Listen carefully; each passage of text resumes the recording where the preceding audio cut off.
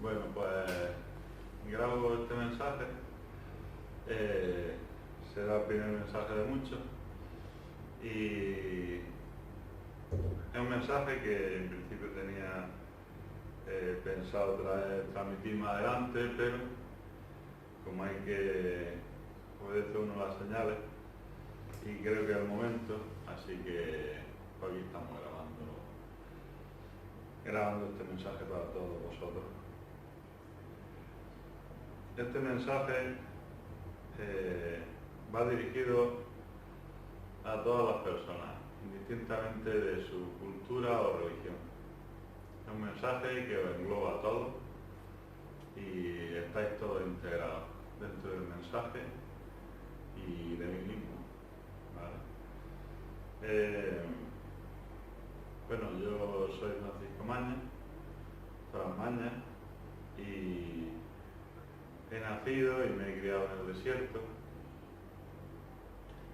Y cuando niño pues me llegaban muchas señales que no sabía interpretar y tenía sueños en lenguas que no era capaz de comprender, y con el tiempo, investigando cosas personales propias, descubrí que mi casa estaba edificada sobre un cementerio árabe y correspondía con los mensajes de las lenguas en las que soñaba, y estaba recibiendo esas señales, ¿vale? Más adelante, por circunstancias, viajé del desierto de Sorba al desierto, pero la capital, Almería, y estando inscribiendo la casa que compré y todo esto, años después, en Catastro, sacando una nota simple, veo un mapa antiguo y observo que también esta nueva casa que compré en Puerta Purchena, en Almería, estaba edificada sobre un cementerio árabe. Y bueno, incluso creo que era cementerio de alguna otra cultura también. Y bueno, los sueños también me habían seguido del pueblo Almería y toda esa vivencia. Después me he estado moviendo por otros sitios, pero todo ese tiempo he estado teniendo esos sueños. A raíz de la muerte de mi abuelo,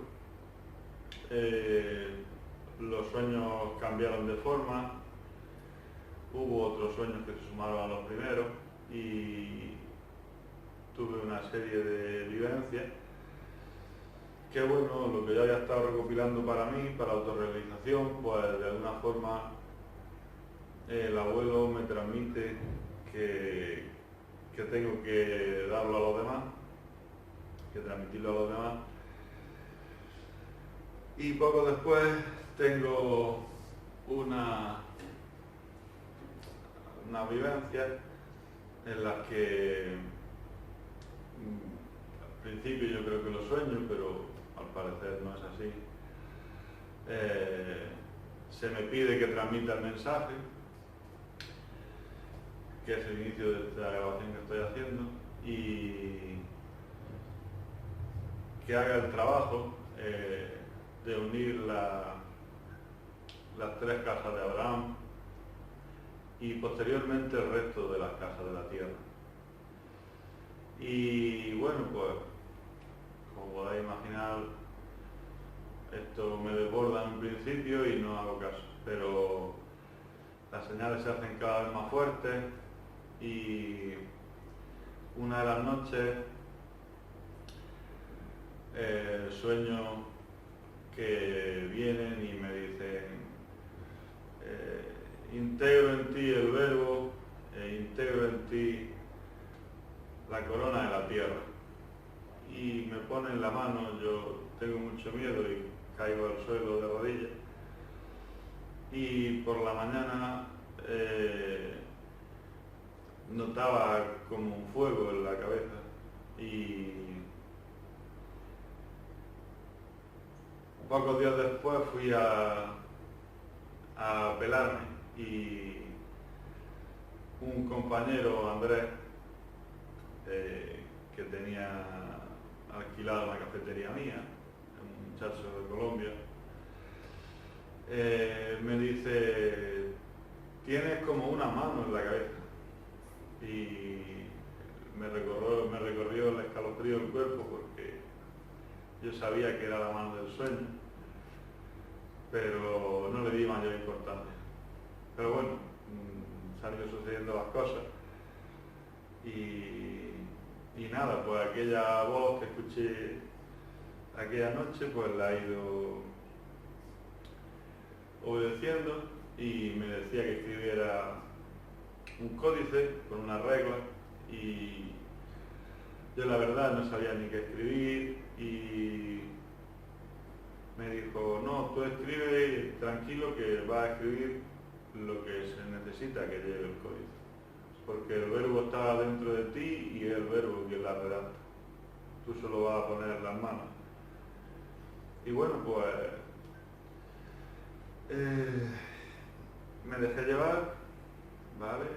Hice mi meditación, mis relajaciones y con la tranquilidad que pude pues me puse a escribir el códice. La verdad es que inicié el códice con la página de la mujer y luego le di un parón de un montón de meses, quizá un año, no sé, quizá más. Y yo estaba distraído porque tampoco llevaba otras cosas y no le estaba dando prioridad a esto y ocurrieron circunstancias por las que se rompieron 2 o 3 ordenadores de los que tenía y ya no podía estar trabajando y no me podía distraer en otras cosas, me vi obligado a estar en el ordenador de la oficina de casa. Y bueno, pues en una semana redacté el resto del códice, que lo había postergado en el tiempo, pero bueno, las cosas son cuando el padre quiere y ya está, y no hay que pensar esto podría haber sido de otra forma, solo son como podrían haber sido, no hay otra alternativa. Bueno, voy a explicar un poco las reglas que percibo del verbo y con las que he estado conversando este tiempo y comunico estas reglas que serán a partir de ahora las que regirán poco a poco y progresivamente, o no tan poco a poco y progresivamente, porque será como el Padre quiere, todas las culturas y todas las razas. ¿Vale? Bueno, el verbo manifiesta que hay una entidad. Esta entidad es el pulso primero, la conciencia primera, la inteligencia primera, lo llamamos Dios. Muy bien, pues esta vibración primera, esta conciencia primera de la que procede todo, crea la mente. Dios, esta conciencia primera, es intemporal, no existe el espacio ni el tiempo, es inmutable e imperecedera en su existencia, ¿vale? Y crea un fragmento, crea la mente, ¿vale? La mente es como el Padre, pero no es el Padre. Como si nos sacamos una célula de nosotros mismos, la célula es como nosotros, pero no es nosotros. La mente es como el Padre, pero no es el Padre. Guarda su fragmento de divinidad. La mente es igualmente intemporal, imperecedera e inmutable. Y pertenece al plano del Padre. ¿Vale? El instinto de creación del Padre se ve reflejado en el Hijo. La mente imitando al Padre, como ocurre también con el ser humano, en imitación del Padre intenta también crear y crea una tercera forma. esta tercera forma es el ego, y dentro del ego pues entra el miedo y entra una serie de... Entonces, el Padre crea la mente crea el ego. El ego ya no pertenece al plano del Padre y de la mente. El ego es creado por la mente, pero no guarda el fragmento de divinidad del Padre y de la mente. Es una irrealidad que sueña la mente. Esta irrealidad pertenece a un plano distinto al del Padre y la mente. Entonces, dentro de la percepción de la mente, no puede existir nada que no sea pureza absoluta, que es lo que ha vivido de su Padre. Cualquier otra cosa no existe para la mente. Entonces, el ego pertenece a otro plano distinto al del Padre y la mente, y se rige por unas reglas distintas de las de la mente y el Padre. Pertenece al plano de lo físico y lo temporal y lo perecedero, lo que puede pudrirse y morir. Pero, por ejemplo, el ego en algunos casos es mentiroso, es cínico, es envidioso, es temeroso, odia, ataca, puede tomar 1000 caras y 1000 formas, ¿vale? La mente solo tiene una, que es el ser, es el fragmento divino. El ego tiene las otras 1000 caras, ¿vale? El ego es feliz, parafraseo a Buda, cuando te puede quitar algo. El ser es feliz cuando puede dar algo, ¿vale? Entonces hay que observar qué nos está haciendo sentir, ¿vale? No olvidamos la máxima de que tan ignorante es el que intenta ofender como el que se siente ofendido. Si nos sentimos ofendidos por cualquier cosa, ya no somos nosotros los que nos estamos sintiendo ofendidos, se está sintiendo ofendido un estado del ego y del miedo de nosotros, ¿vale? Ya hemos dejado el control a otra cosa que no somos nosotros. Bueno, el Padre crea la mente crea el ego. El ego parasitó el cuerpo y se ha encargado en estos miles y miles de años, millones si queréis, en evolucionar el cuerpo a toda velocidad para sus necesidades propias, ¿vale? El Padre, la mente y el ego son pulsos de estado de vibración que no pertenecen a este plano ninguno de los tres. Son pulsos intangibles, no podemos medirlos, no podemos embalsarlos, no podemos tocarlos, ¿vale? Pertenecen a planos no físicos, son pulsos energéticos de vibración. Indistintamente, repito, el Padre y la mente son un par, un grupo que pertenece a un área imperecedera. El ego parasita el cuerpo y en su percepción, la percepción del ego, sufre, llora, padece, tiene miedo, envidia, angustia, siente necesidades y las plasma al cuerpo físico que ha parasitado, ¿vale? Y al cuerpo del animal que parasitó en su día. Entonces, cualquier enfermedad que tenga el cuerpo físico la ha somatizado por una percepción errónea del ego. La enfermedad no puede afectar al ser y el ser no puede afectar con ninguna enfermedad al cuerpo. Toda enfermedad viene de una percepción del ego.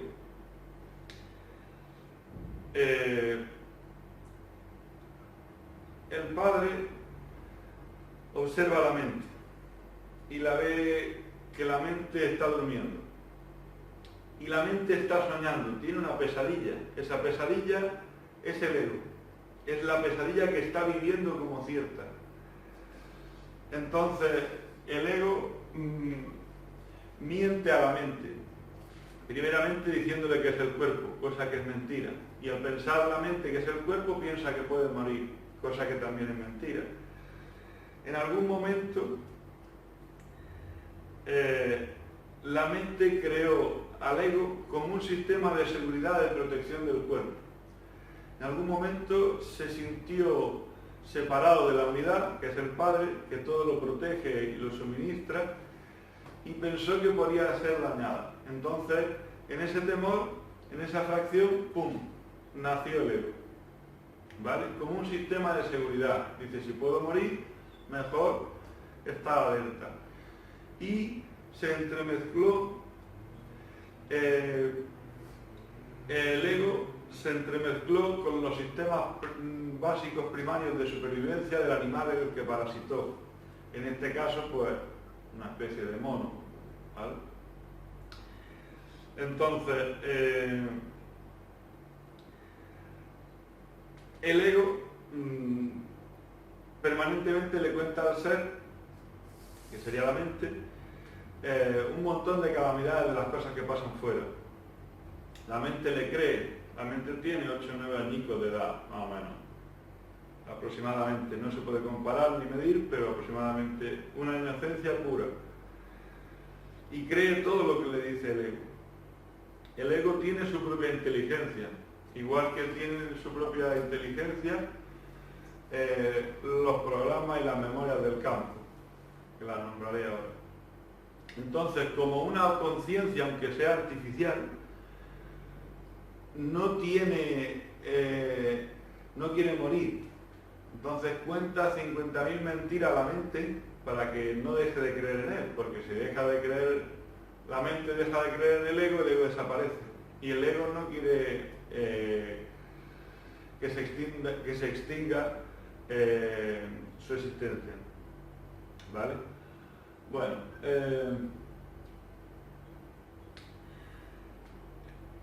en la imitación del ego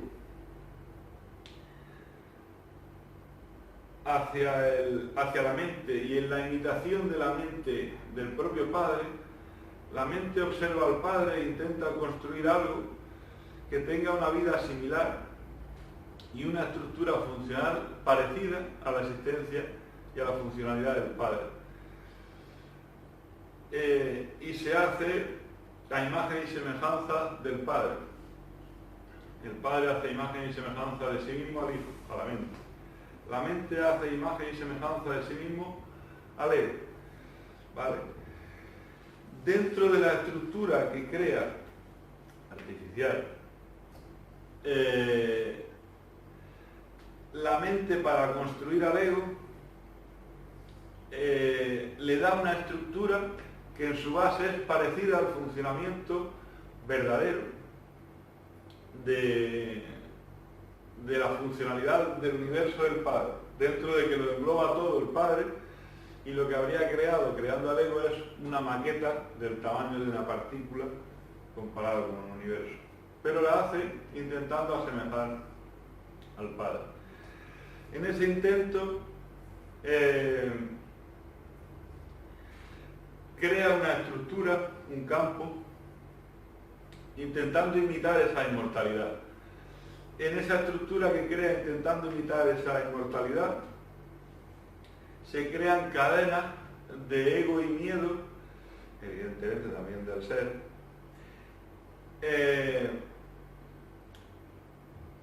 que se van moviendo generación tras generación, pero que igualmente, al igual que el ser, no mueren, quedan en estado de latencia y son vueltas a traer de nuevo. Pasan a latencia, vuelven a traerlas, pasan a latencia, vuelven a traerlas. ¿Cómo funciona aproximadamente? Pues veamos. La imitación de las capacidades de la mente y del Padre, el ego, ya creado por la mente, observa cómo funciona la mente y cómo funciona la estructura del universo del Padre, e intenta imitar en lo que puede. Entonces, observemos un cuerpo físico. un cuerpo físico de una persona, pongamos un ejemplo de un maltrato. La mente percibe aproximadamente 40 millones de estímulos por segundo. 40 estímulos por segundo quedan en la mente consciente, en superficie. El resto, hasta 40 millones de estímulos por segundo, quedan en la mente subconsciente. Inconsciente, como se la quiera llamar, es la misma cosa. Psicología aísla subconsciente en una región del cerebro, la misma historia, son la misma cosa. Inconsciente, lo dejamos así. En la mente inconsciente quedan la mayor parte, casi la totalidad de esos 40 millones de estímulos por segundo. Cuando percibe la persona que está siendo maltratada, por ejemplo, hemos dado ejemplo, que puede morir, en la amenaza que puede morir, como buen sistema de seguridad, salta a los estados del ego y el miedo, ping, hace un pico en la percepción y percibe esos 40 millones de estímulos por segundo que quedan taquigrafiados en el propio campo que le rodea. El propio campo es la zona física, ya sean paredes o objetos que le rodean, ella misma, objetos que ella lleve, y además el propio campo, ¿vale? Entonces ella percibe y guarda en esa memoria sus latidos, su presión sanguínea, las sensaciones que ella tenía, si le estaban gritando, la presión sanguínea y el sudor o incluso el olor de la persona que le golpeaba, en base a qué ha sido el desencadenante, las cosas que hay en la habitación, si se están rompiendo objetos, el desenlace, incluso aunque hubiese la propia muerte de la persona por ese maltrato, toda esa información queda guardada en el campo, no se pierde nada. Esa información está guardada en el campo y cuando nace otro en la familia, esa información queda rescatada del campo, se ha hecho una suma en la vivencia de la persona en la que se engloba el maltrato como siendo maltratada y maltratador. Se engloba todo, un programa de maltrato, una memoria de maltrato, y se lanza al campo. Ahí queda guardada esa memoria. Esa memoria la rescatará, se la envía a la persona o el propio campo, depende de cómo queramos observarlo, al descendiente, y el descendiente va a vivir una vivencia similar, recreando inconscientemente, por supuesto, a través del efecto embudo, del peso del propio campo, el peso de clan y familia, la memoria que hay en el clan y la familia de que debe de vivirse esa vivencia porque se ha vivido como un pico en la percepción, y esta persona, que vamos a poner la máxima de que haya muerto, para que se vea que trasciende aunque ni siquiera sobreviva la persona, la envía hacia abajo y te envío esta suma de mi vivencia, mi experiencia en este aspecto, te la envío como información para que pases una vivencia similar donde es la misma obra de teatro con distintos actores, pero para que tú la mejores y la soluciones, no para dañarnos la vida, ¿vale? Entonces, el propio campo está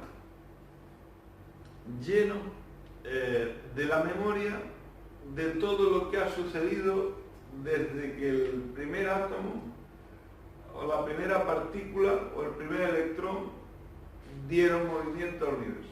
Aquí está guardada la información de todo.